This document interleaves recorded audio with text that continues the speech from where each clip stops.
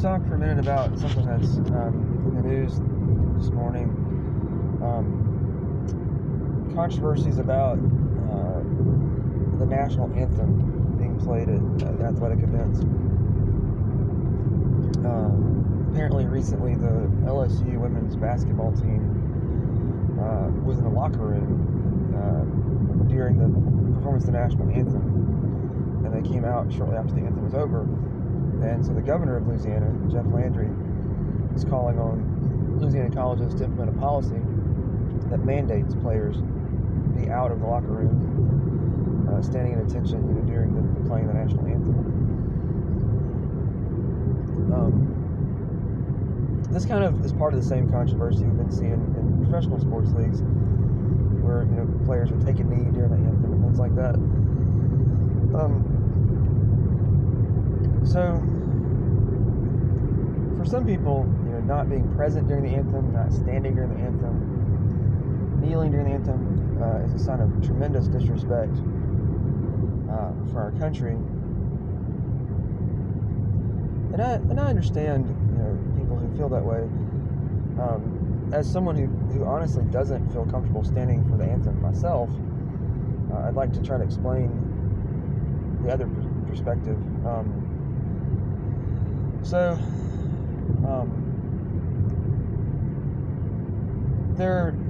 There are two different reasons, I suppose, why a person would hesitate to stand for the national anthem or hesitate to pledge allegiance to the flag.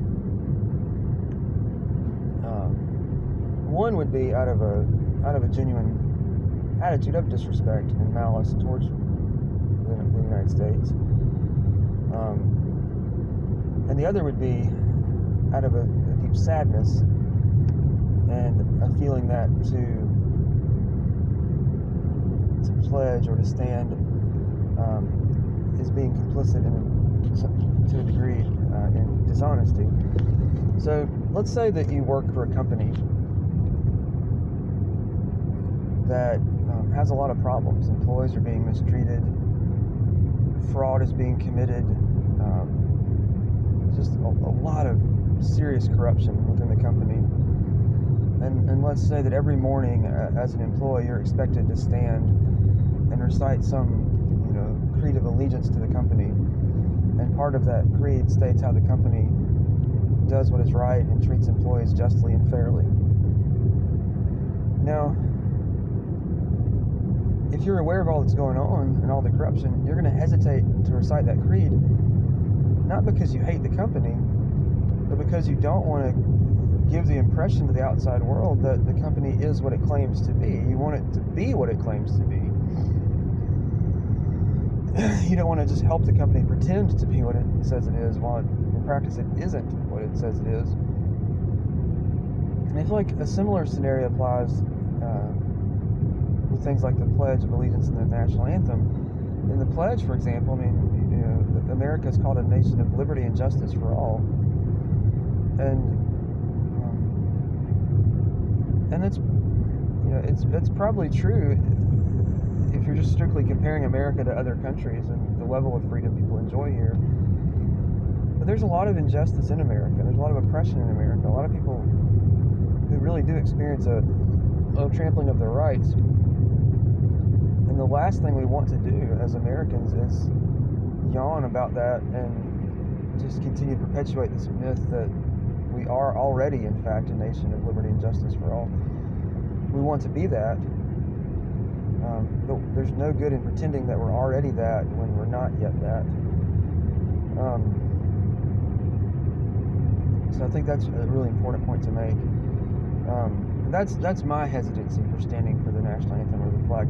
Now, in a public venue like a sports event, I will stand, because I don't want to cause unnecessary offense to people who have military people in the background and things like that. But another thing, there seems to be a lack of agreement about what standing for the anthem or the pledge means. For some people, you're strictly honoring your country, and for others, you're honoring your government. I have no problem honoring our country if by that we mean the people of this country and the founding documents of our country, the Constitution of our country, those are things that ought to be honored. I mean, heck, if we were pledging allegiance to the Constitution, I'm all in. But, you know, the pledging of the flag and standing for the national anthem, often the vibe is that you're pledging allegiance to the government. And I don't think anybody, particularly Christians, ought to be pledging allegiance to the government, because the government is corrupt. And I don't just mean this current government under this particular administration. Our government's been corrupt for decades. So fundamentally corrupt that, you know, Christians ought to be very leery of, you know, being too cozy towards the government.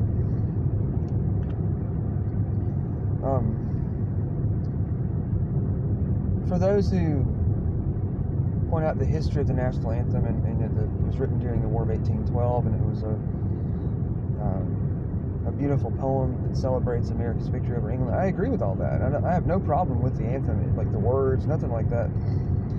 The only thing I have a problem with is the association of standing for the anthem as a way of honoring our current government, and that bothers me. And I definitely think athletes ought to have the option of opting out. If you don't, if an athlete really does have conscientious objections to standing for the anthem, and you don't want them to draw attention to themselves by sitting down during the anthem, then the best scenario is to let them remain in the locker room. That way, they're not being forced to do anything they don't feel comfortable doing, and they're also not, you know, making a spectacle of themselves during the anthem, you know, creating controversy. And, you know, some people have religious objections to standing for the anthem. You know, Jehovah's Witnesses see pledging the flag or standing for the anthem as a form of idolatry. Now, most Americans don't see it that way, but that doesn't matter. I mean, the fact that they see it that way obviously entitles them to some kind of religious exemption.